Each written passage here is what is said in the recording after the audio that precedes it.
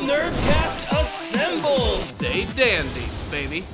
Greetings, my fellow maniacal mechaphiles. It's time to take a look at 2 episodes of Gundam Build Divers Re-Rise. 2 episodes which might as well have a G.I. Joe PSA at the end of them. And that's only because we get some life lessons in these double dose of episodes. You're probably asking yourself, Corey, why are you taking a look at 2 episodes? Well, the fact of the matter is I was out of town on business when the last episode aired, and I simply didn't have a chance to look at it. So I'm going to briefly touch upon that episode before we jump into the most recent episode, which is all about Kazami getting over his Leroy Jenkinitis, which basically is what causes him to go into battle like a big screaming asshole, only for him to get torn a brand new asshole. So, let's just go ahead and jump right in here. Episode 5 is the second part of Parvis' story of getting over his fear of heights and flying, and it pretty much plays out exactly the way that you would expect. Although I have to admit, I was a little disappointed in the fact that we didn't get to learn a little bit more about his past.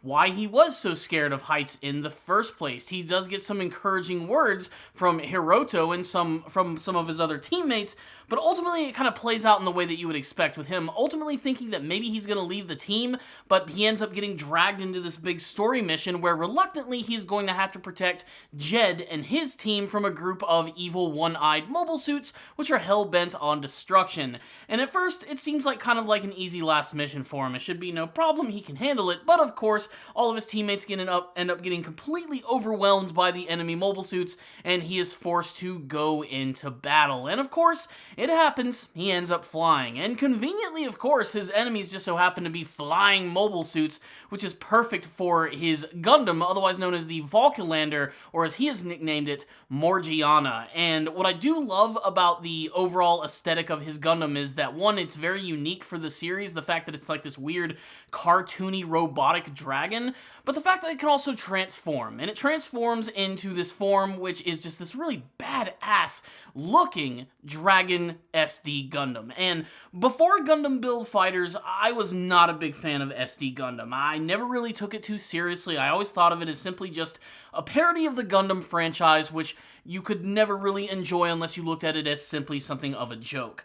The Gundam Build side series has managed to make SD Gundams, in my opinion, surprisingly badass, and the scene where his Gundam transforms and he gets over his fear of flying is really freaking spectacular. I love it. This series has some of the coolest looking SD Gundams ever, and I'm glad that we get to see a brand new one with a really cool dragon theme. Overall, Episode 5 was very simple. Episode 6 is sort of continuing the tradition of what the series is doing so far, where they're taking time to develop these characters, which I know is still an insane concept for people who've actually been following Gundam Build Divers, but I thought they did a really great job of it in Gundam Build Fighters and Gundam Build Fighters Tri, but it was in the last season of Divers where they really managed to drop the ball in that regard, and this season is sort of like making sure that it doesn't make that mistake again. And while the last couple of episodes followed Parvis, these next couple are going to follow Kazami, a character who is pretty one-note to say the least. I mean, he basically just wants to be the ultimate hero and leader of the team.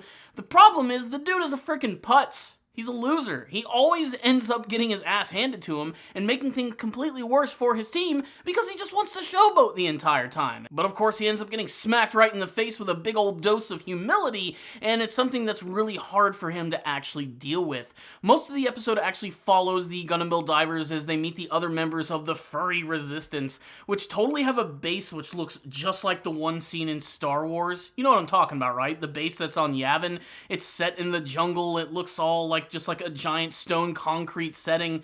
It's obvious they took a little bit of inspiration from that. We're also introduced to 2 brand new furry characters, Moran and Goris, who are sort of the higher-ups of the resistant group, and while one of them definitely seems to be okay with everything that's going on here, another one of them doesn't really seem to trust anything that's going on with these build fighters, and a lot of that is, of course, because there's that other mysterious mobile suit that appeared at the end of the last episode, which goes by the name of the Seltsam. Now, this would be a complete and utter mystery to viewers unless they just decide decided to go to the Gundam website and look it up for themselves. I'm not gonna lie, I went and looked up what this thing is going to be, and my lord, is this one of the coolest looking mecha that I've seen from the franchise. I don't want to spoil anything too much, but stay tuned. This thing is going to kick all sorts of ass, and this might actually be leading up to its first major appearance in the series. All we know is that this mobile suit, which resembles a gunpla, as the Resistance says, is evil and destroying all sorts of things, and it brings up a lot of questions. Is there actually an evil NPC group within this storyline, or could there actually be someone from the real world who is actually causing all of this chaos? I can't wait to see how it's going to go, but really this entire episode is all about Kazami and the fact that he's a complete and total doofus and can't really seem to contribute anything other than the team than to them getting their asses kicked. And this is made even more humiliating when they end up running into his old teammates who decide to get into a mock battle with the Build Divers team, and as you would expect, they end up getting their asses handed to them. But what I think is actually kind of interesting and kind of layered is how they give us a lot of development from multiple characters at once. While it seems like this is definitely Kazami's story, they're also reintroducing the fact that Hiroto is kind of a lone wolf. He doesn't work well with other people, and with him ignoring everyone and trying to do everything on his own, it's also hurting the team very, very much. So this was an excuse to show a lot more of the glaring weaknesses of the Build Divers force, and while they all might seem hunky-dory, they're still not a real solid team. There's not really any glue holding all of these characters together, aside from the fact that they have a unique story mission that could potentially get them some sort of awesome Gunpla-styled prize. And it's really, I think, one of the cornerstones of this entire season is seeing all of these, like, ragtag would-be heroes come together, get over their weaknesses, and ultimately become stronger people in the process. It's a simple message, and it's one that's been done by way too many anime to count, but the fact that it's wrapped up in Gundam trappings and furry ridiculousness honestly has me kind of excited, and I really can't wait to see Kazami change. I know that he's definitely going to become probably a little bit more of a team player, but he's probably always still going to have that ridiculous quality of just being over the top and insane, just like a lot of his heroes like Captain Zeon. He's one of those guys that when he loses, he really feels the loss, and he always beats himself up about it.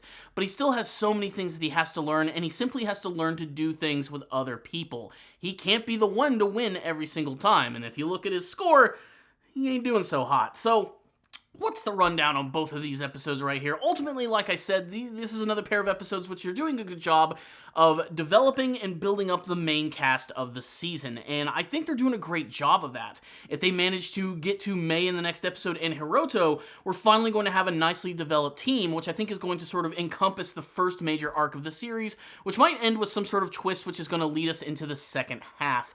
And I can't wait to see what that's actually going to do. Like I said, I really think that Re-Rise is sort of like fixing all of the problems that were present in the previous season, of actually making me give a shit about these characters and the journey that they're actually going to go on. I cared nothing for Riku and his friend's journey in the beginning of the last season, and I was really hoping that by the end that they would actually grow. None of them did. They were the same characters that they were at the very beginning of the season, and ultimately that was kind of disappointing, and considering that they ended up turning into the saviors of the freaking GBN world is still kind of embarrassing, I have to say. But seeing these characters, these loners, these losers, if you will, actually like develop and get stronger is honestly kind of freaking cool. I like it, and I think it's really good development for the show. Of course, it's still got all of the amazing fan service you would expect from a Gundam-filled spin-off, with tons of cool mobile suits and variations of ones from the classics in the past. I think my favorite one in this episode was seeing the Baku from Gundam Seed in this episode. It's one of those weird mobile suits that's completely bipedal. It's like a combination of like a wolf and a tank, and I always thought that that was one of the coolest mobile suits from that season, and to see that pop up in this episode was especially cool. I also like that, Kazami's old, like, teammate, I think goes by the name of Gojo, has a mobile suit, which is like a weird combination of things, but it kind of reminds me of, like, Wu Fei's Gundam from Gundam Wing. Just the overall, like, colors of it, and maybe the weapon that it's using. It might be some sort of variation on that. It's not exactly the same, but it looks really freaking cool, as do a lot of the other mobile suits in this episode. I also completely forgot that, yes, there is technically, like, a new form of the core Gundam, which was introduced in the previous episode, and this thing is just all raw firepower, and it has a slightly different color scheme than what we've seen from the Earth 3 Gundam. I think it's actually called the V2, don't quote me on that, but it has kind of like a weird like turquoise like blue color to it, but ultimately this thing just turns it into like a giant tank of destruction, and it's pretty freaking cool. So let's just get to the brass tacks on this one. This was a solid dose of episodes right here, which again is really playing up to the strengths of the show, which is developing its characters while still giving us a lot of that awesome Gundam fan service that we all want. Lots of cool teases like the upcoming battles in the Seltsam mobile suit, and just so much more. Overall, I am enjoying this, and I actually do look forward to watching it every week, which is more than I can say for Gundam Build Divers. Reviewing that show by the end of it felt like work. This feels like a lot of fun, and that's definitely why you should be checking it out if you're a Gundam fan. So that's my thoughts on the episode. I'd love to get yours. You can tell me all of them in the comment section below, and what you hope to see from the rest of Gundam Build Divers Re-Rise. How did you feel about that development from Parvis? What do you think of his transforming mobile suit, the Valkalander, otherwise known as Morgiana? And what do you hope to see from Kazami in the next episode? Will he evolve as a character, or will he crash and burn as usual? Let's have a big discussion about it in the comment section below. Thank you all for watching this video. I'll see you all next time. And as always, stay damn, baby.